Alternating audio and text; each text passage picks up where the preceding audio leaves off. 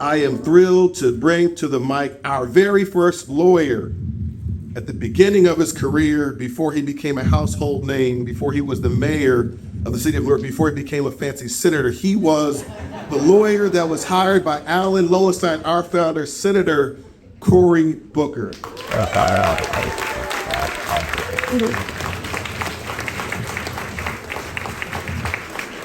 When did I become a fancy senator? I'm not going to go back down to Washington tomorrow and let folk know. Thank you very much. Thank you very much for my fancy tie. I shop at Irvington. I hope you'll mind there. It's a great little discount place. I bought this suit from. $150. Oh, y'all give it up for Ryan Haygood. A force for justice, an instrument of peace. A person who is making love real in our communities and helping us to wake up to who we are. Tell your story. Tell the truth. Reckon with our past and make for a better future. We're at a time now that folk are trying to obscure our past.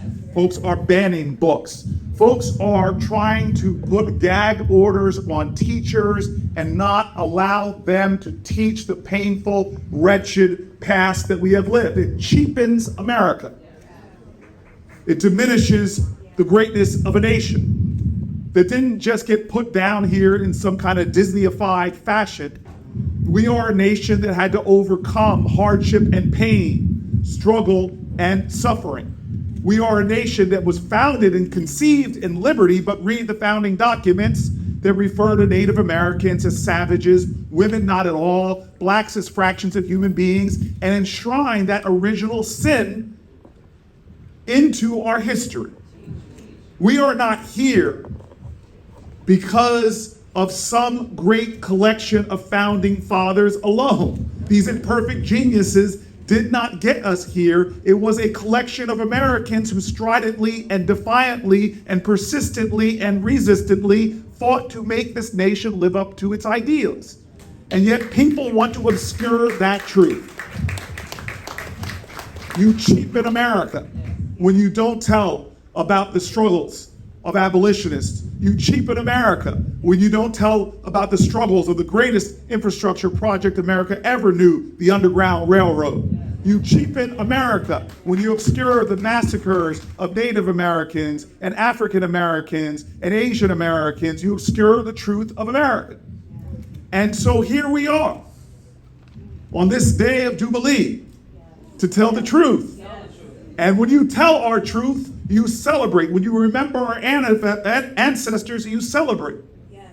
Now, I want you all to know I am grateful to New Jersey. I'm humbled by the city of Newark. 25 years ago this month, elected to the first office I ever held, city council person. I'm grateful to have been the mayor of New Jersey's largest city. I'm even more grateful that the beautiful bald man that took over after me, native son of Newark, son of Amiri Baraka,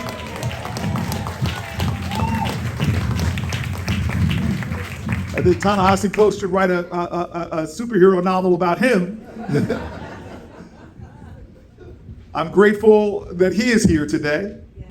I am grateful for a mayor of this city, Perth Amboy, and his mayor. I don't know what it is about these bald mayors, but they're pretty good. Who stood here before this gathering and said very blatantly, we in Perth Amboy don't forget. We in Perth Amboy are going to tell the truth. We're going to uncover the past so that all can see from whence we came. This spot right here. Human beings were sold into torture.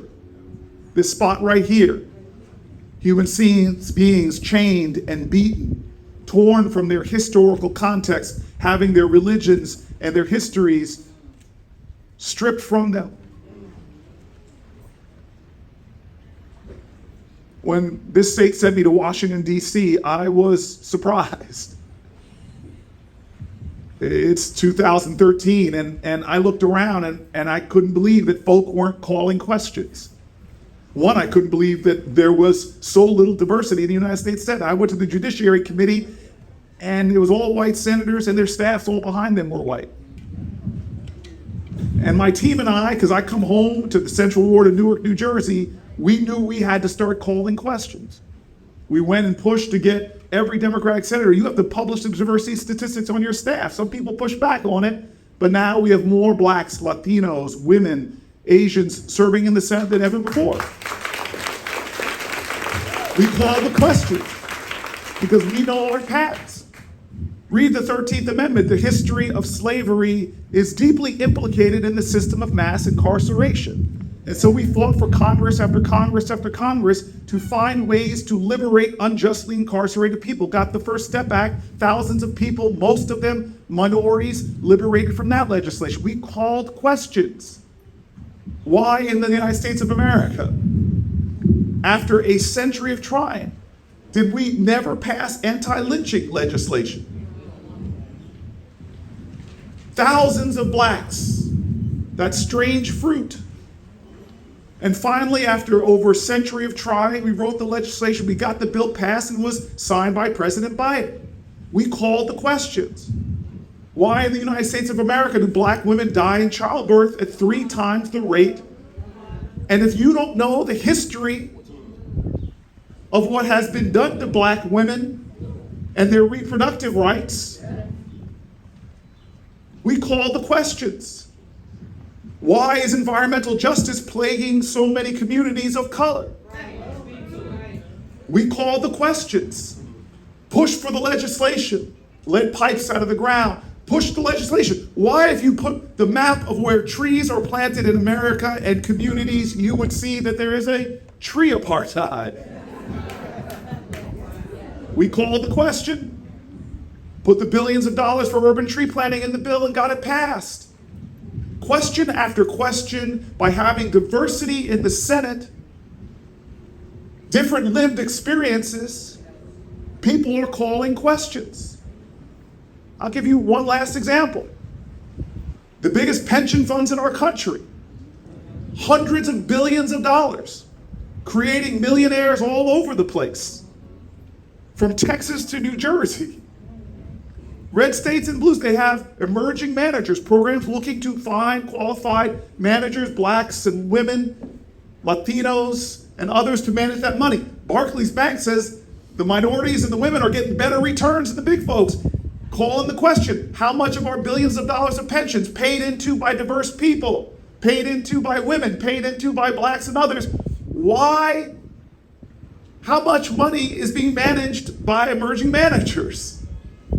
We found out zero, not $1. It is time to call the questions, to not accept the reality that we live in, but begin to challenge the fact that we still are a nation in the quest for justice, equality, and inclusion. And it's not just for some people, it's for all people. It makes us all better. It makes America better. It betters the African universe. And so a bunch of us did something radical.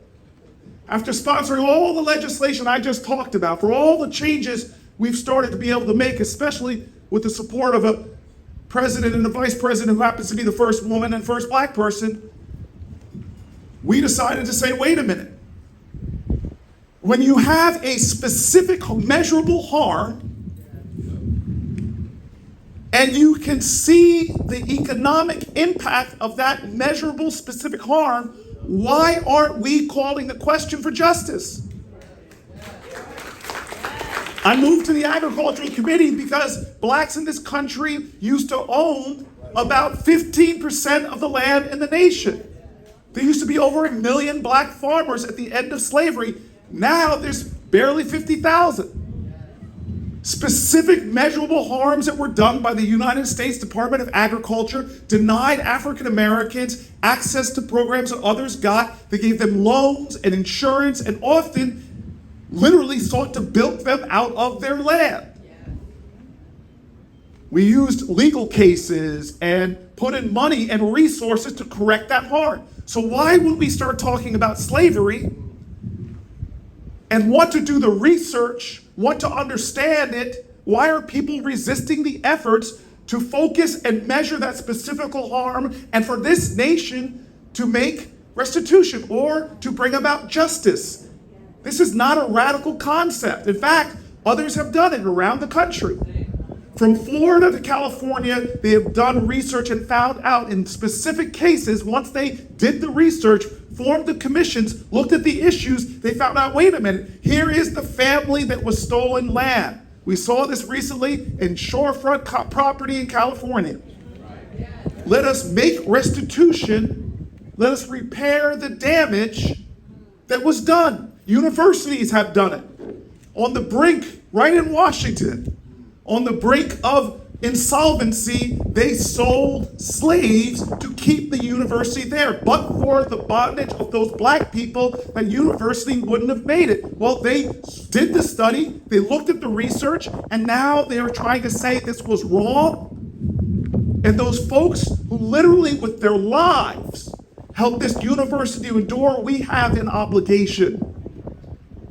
So we sponsor on the federal level legislation to form a commission to better study the issue at a time that many people don't want you to know about our past. That many people are trying to whitewash or sanitize our history. And so I want to say thank you to Shavonda Sumter for calling on the legislature to study the New Jersey past. But I am definitely up here to testify that on a day of Jubilee, a day of freedom, a day to celebrate our ancestors, I want to celebrate the New Jersey Institute of Social Justice. Hallelujah! Hallelujah! That this organization should take it upon itself and in this great state to lead a process of studying our history with incredible academics. Got a man from Harvard Kennedy School up in here. Come on now. Got a sister from Rutgers Law School up in here. Leading this. We in New Jersey deserve to not only know the truth, but armed with that information and that collective knowledge to take action on rectifying the ills of our past and making for not just justice, but liberty and justice for all. Thank you.